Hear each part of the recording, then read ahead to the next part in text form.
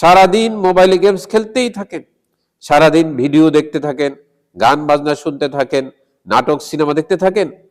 এই সমস্ত কারণে অনেকেই সলাৎ ছেড়ে দেয়।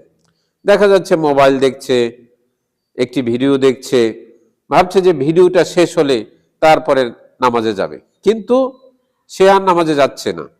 কারণ ওই ভিডিওর নেশা, ওই গেমসের নেশার কারণে সে সলাৎ ছেড়ে দিচ্ছে। আসসালামু আলাইকুম ওয়া রাহমাতুল্লাহি ওয়া বারাকাতুহু। ইন্নাল হামদালিল্লাহ নাহমাদুহু ওয়া নুসাল্লি আলা রাসূলিহিল কারীম, আম্মা বা'দ। প্রশংসা আল্লাহর জন্য, শান্তি অবতীর্ণ হোক জনাবে মুহাম্মদুর রাসূলুল্লাহ সাল্লাল্লাহু আলাইহি ওয়াসাল্লামের প্রতি। আজকে এমন একটি বিষয় নিয়ে আলোচনা করব যেটি আমাদের প্রত্যেকের হাতে থাকে, প্রত্যেকের পকেটে থাকে। সেই জিনিসটার নাম হচ্ছে মোবাইল।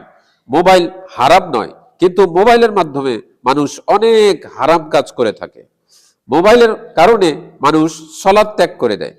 আমরা দেখতে পাই যে অনেক যুবকরা রয়েছে যারা সারাদিন মোবাইলে গেমস খেলেন, সারাদিন মোবাইলে গেমস খেলতেই থাকেন, সারাদিন ভিডিও দেখতে থাকেন, গান বাজনা শুনতে থাকেন, নাটক সিনেমা দেখতে থাকেন। এই সমস্ত কারণে অনেকেই সালাত ছেড়ে দেয়। দেখা যাচ্ছে মোবাইল দেখছে, একটি ভিডিও দেখছে, ভাবছে যে ভিডিওটা শেষ হলে তারপরে নামাজে যাবে, কিন্তু সে আর নামাজে যাচ্ছে না।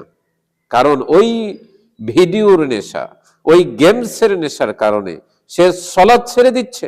পবিত্র কোরআনুল কারীমের সূরাতুল মাউনের 107 নম্বর সূরার 4 থেকে 5 নম্বর আয়াতে আল্লাহ সুবহানাহু ওয়া তাআলা বলছেন, ফাওয়াইলুল লিল মুসাল্লিন আল্লাযীনা হুম আন সালাতিহিম সাহুন। ধ্বংস সে সমস্ত মুসল্লির জন্য যারা নিজের সালাত সম্পর্কে গাফেল, অবজ্ঞা করে, অবহেলা করে সালাত আদায় করে না, সালাতের রোকন সমূহ ঠিক রাখে না। এদের সম্পর্কে আল্লাহ সুবহানাহু ওয়া তাআলা বলছেন তাদের ধ্বংস হবে। অনেক মানুষ রয়েছেন, অনেক পুরুষ অথবা অনেক মহিলা রয়েছেন যারা সারা রাত মোবাইল টিপাটিপি করেন, সারা রাত ফেসবুকে ঢুকছেন, সারা রাত তিনি ভিডিও দেখছেন, নাচ গান সিনেমা দেখছেন, অথচ যখন ফজরের সালাতের আজান হয় তখন তিনি ঘুমাতে যাচ্ছেন। সারা রাত মোবাইল দেখে ফজরের সময় তিনি ঘুমাতে যান, অথচ আল্লাহ সুবহানাহু ওয়া তাআলার বিধান হচ্ছে তিনি ফজরের সালাত আদায় করতে যাবেন মসজিদে এবং রাত্রেবেলা ঘুমাবেন। রাত্রেবেলা ক্লান্তি দূর করার জন্য আল্লাহ সুবহানাহু ওয়া তাআলা দিয়েছেন ওয়াজআলনাল লাইলা লিবাসা, রাতকে তিনি আবরণ হিসেবে দিয়েছেন যেন মানুষ বিশ্রাম করতে পারে, যেন মানুষ তার ক্লান্তি দূর করতে পারে। অথচ তিনি রাত্রে না ঘুমিয়ে মোবাইল দেখলেন আর ফজরের সময় তিনি ঘুমাতে গেলেন।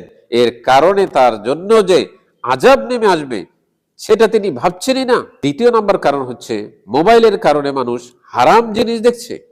নাচ গান, নাটক সিনেমা ইত্যাদি দেখার মাধ্যমে তার চোখের জেরা হচ্ছে, তার অন্তর নষ্ট হচ্ছে, তার বিবেক ধ্বংস হচ্ছে। মানুষ অশ্লীল কাজের মাধ্যমে সমাজকে কলুষিত করছে, ঈমানকে ধ্বংস করছে। পবিত্র কোরআনুল কারীমের সূরাতুন নূরের 24 নম্বর সূরার 30 নম্বর আয়াতে আল্লাহ সুবহানাহু ওয়া তাআলা বলছেন, কুল্লিল মুমিনিনা ইয়াগুদ্দু মিন আবসারিহিম, আপনি মুমিন পুরুষদেরকে বলে দিন তারা যেন তাদের দৃষ্টিকে হেফাজত করে, তাদের লজ্জাস্থানের হেফাজত করে। আজকে এই অশ্লীল জিনিস দেখার কারণে সমাজে আজকে জেনা, ব্যভিচার, অশ্লীলতা ছড়িয়ে গেছে। এই সমস্ত বন্ধ করতে হলে মোবাইলের অপব্যবহার বন্ধ করতে হবে, রোধ করতে হবে। মোবাইল আপনার প্রয়োজন অনুসারে যতটুকু প্রয়োজন অতটুকু ব্যবহার করবেন।